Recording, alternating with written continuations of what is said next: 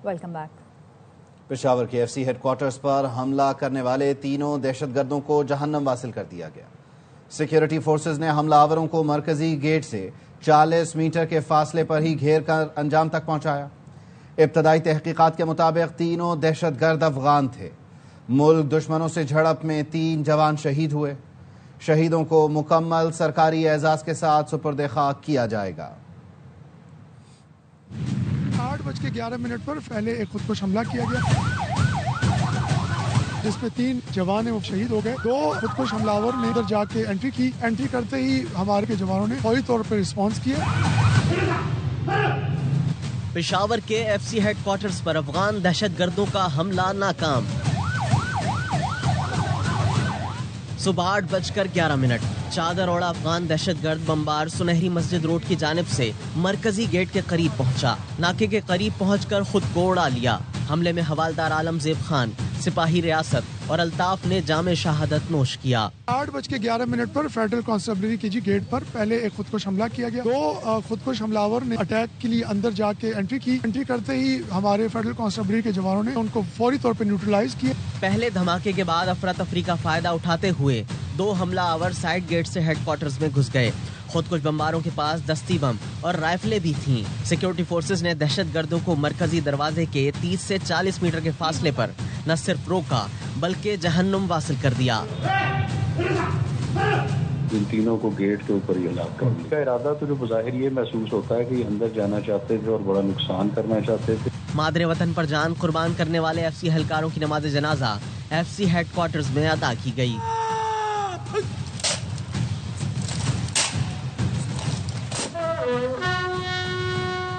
नमाज जनाजा में वजीर आला KP Suhail Afridi, core commander Peshawar समेत अहम शख्सियात ने शिरकत की। पाकिस्तान के खिलाफ प्रोपेगेंडा, जाली इंसानी हुकूक का राग अलापने वालों के मकरूर चेहरे बेनकाब हो गए। सोशल मीडिया प्लेटफॉर्म एक्स की नई पॉलिसी ने जाली अलमबरदारों का पर्दा चाक कर दिया।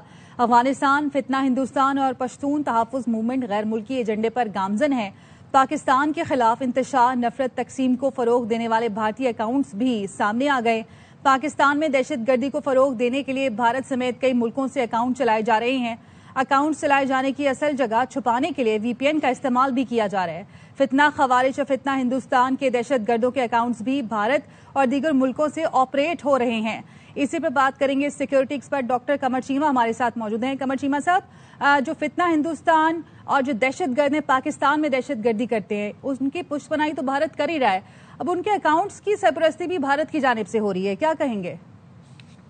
बहुत शुक्रिया। देखिए, ये आपको बहुत पहले पता था कि भारतीय जो सोशल मीडिया अकाउंट्स हैं, जो खास तौर पे इनकी डीप स्टेट से रिलेटेड हैं, वो पाकिस्तान के अंदर सोशल पॉलिटिकल अनरेस्ट पैदा करने के लिए इस तरह की जो अकाउंट्स उन्होंने रखे हुए थे, जो ये काम कर रहे थे। और हमारे लोग जो हैं न जाने अनजाने में ऐसे अकाउंट्स को फॉलो कर रहे थे। और मजे की बात यह है कि वो जो अभी एक्स की जो पॉलिसी आई, जिसपे एलॉन मस्क जो है उन्होंने ये इंट्रोड्यूस कराई, तो वो पता चला कि ये तो सारे भारत से बैठे हुए हैं, कोई अफगानिस्तान से बैठे हुए हैं, कोई वेस्ट एशिया के अंदर है। तो वो उससे हमें बहुत सारी जो है हमारे लोगों के अंदर वो ट्रांसपेरेंसी आई है। मैं समझता हूँ एक्स की इस पॉलिसी को जितना भी अप्रिशिएट किया जाए कम है कि ट्रांसपेरेंसी और अकाउंटेबिलिटी आनी चाहिए। और उन्होंने, और सबसे बढ़ के पाकिस्तान हो, बांग्लादेश हो, दुनिया का कोई भी मुल्क हो जिसके बारे में आपने कुछ देखना हो कि इंडिया की जो डीप स्टेट है वो वहाँ के बारे में मुख्तलिफ किस्म की मिस इन्फॉर्मेशन से काम ले रही है, प्रोपेगेंडा से काम ले रही है, तो वो सारे अकाउंट्स तो इंडिया से पकड़े गए हैं। एक बात।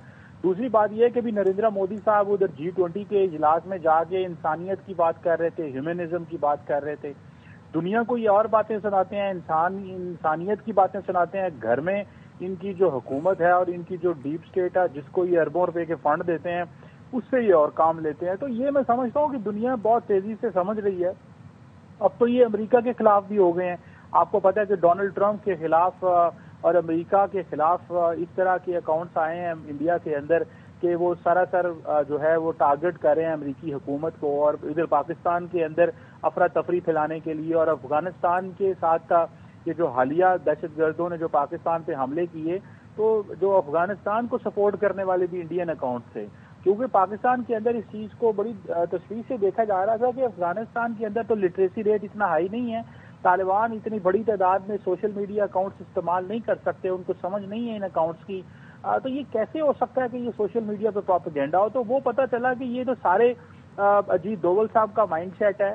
तो मैं समझता हूँ डबल स्टैंडर्ड ये है कि G20 में बैठ के इंसानियत की बात करते हैं और घर में बैठ के दूसरे मुल्कों में सोशल पॉलिटिकल अनरेस्ट पैदा करने के लिए पूरे का पूरा एक इकोसिस्टम क्रिएट किया हुआ। मैं समझता हूँ thank you X and thank you Elon Musk का कि उन्होंने भारत का ये चेहरा दुनिया के सामने ले जाया। ठीक है, बहुत शुक्रिया आपका यावा न्यूज को वक्त देने के लिए।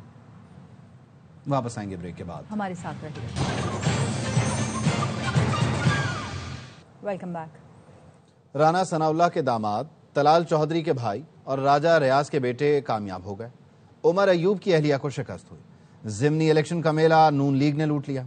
कौमी और पंजाब असेंबली की 6 नशिस्तें हुक्मरान जमात ने जीत ली। सूबाई असेंबली की 1 सीट पर पीपल्स पार्टी को कामयाबी मिली।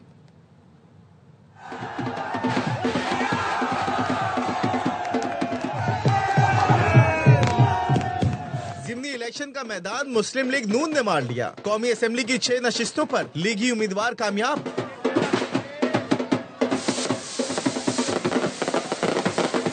NA18 हरिपुर पर बड़ा अपसेट। बाबर नवाज खान ने उमर अयूब की एहलिया शहरनाज को शिकस्त दे दी। बाबर नवाज को 1,63,996, आजाद उम्मीदवार शहरनाज उमर अयूब को 1,20,220 वोट मिले। NA129 लाहौर पर नून लीग के हाफिज नौमान 63,441 वोटों के साथ फाते रहे। आजाद उम्मीदवार अरसलान अहमद ने 29,099 वोट हासिल किए। NA96 फैसलाबाद में वजीर मुमलिकत तलाल चौधरी के भाई बिलाल चौधरी कामयाब। NA104 पर राजा रियाज के बेटे राजा दानियाल ने फतह समेटी। NA143 साहिवाल पर तुफैल जट और NA185 डेरा गाजी खान में महमूद कादिर लगारी कामयाब करार पाए। पंजाब असेंबली की 7 में से 6 नशिस्तें नून लीग, 1 पीपल्स पार्टी के नाम। PP 73 सरगोदा से नून लीग के सुल्तान अली रांझा, PP 87 मियांवाली से अली हैदर खान, PP 98 फैसलाबाद से आजाद अली तबस्सुम, PP 115 से मियां ताहिर परवेज, PP 116 से राना सना के दामाद राना अहमद शहरियार ने कामयाबी हासिल की। PP 203 साहिवाल में चौधरी हनीफ जट और PP 269 मुजफ्फरगढ़ में पीपल्स पार्टी के अलमदार कुरैशी फतहयाब रहे।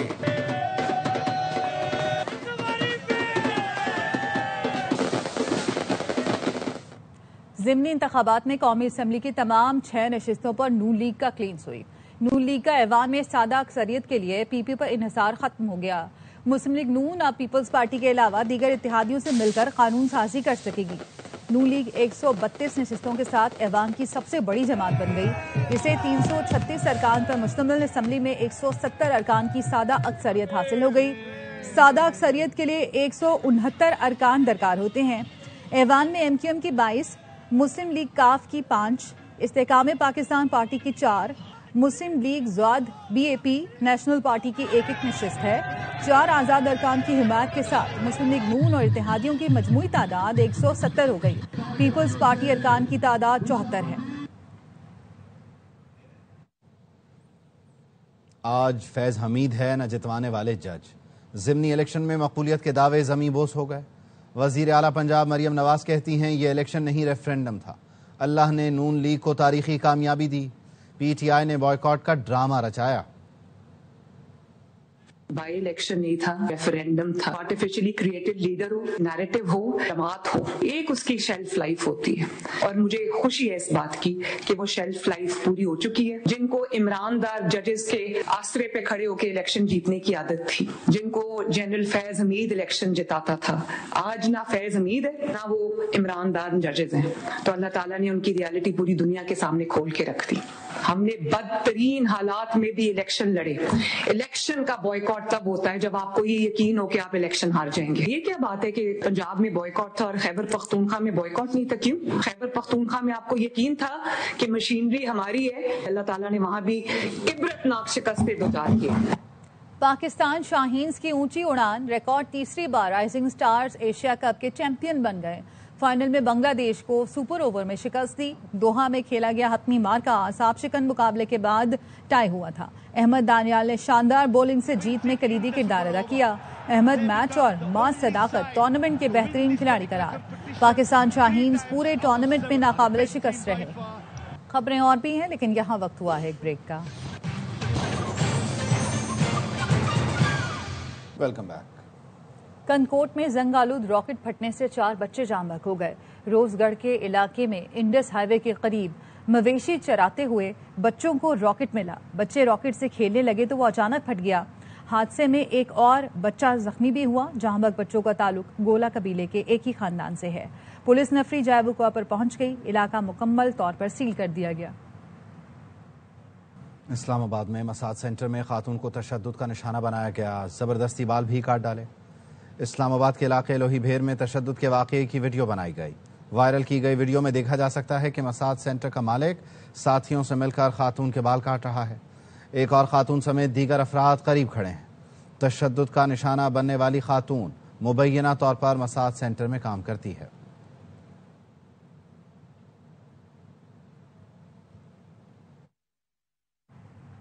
कराची के इलाके एफबी एरिया ब्लॉक 14 में फैमिली को घर की दहलीज पर लूट लिया गया। वारदात की फुटेज सामने आ गई। बाइक सवार फैमिली घर पर आकर रुकी। ताकुब करते 2 मोटरसाइकिलों पर सवार 4 डाकुओं ने घेर लिया। मुल्जिमान ने शहरी को मोबाइल फोन वापस कर दिया और खातून से जेवरात लेकर फरार हो गए। मुल्जिमान ने मास्क और हेलमेट पहन रखे थे। पुलिस का कहना है मुतासरा फैमिली ने ताहाल मुकदमा दर्ज नहीं कराया। मुल्जिमान की तलाश जारी है। ऑस्ट्रेलियाई सेनेटर मजाक उड़ाने के लिए बुर्का पहनकर पार्लियामेंट आ गई। हैंसन ऑस्ट्रेलिया में बुर्का और नकाब पर पाबंदी का बिल लाना चाहती हैं। लेबर पार्टी समेत दीगर सियासी जमातों ने हैंसन के इस अमल को शदीद तनकीद का निशाना बनाया। सेनेटर्स का कहना था ये हरकत मजहबी आज़ादी के असूलों के खिलाफ है।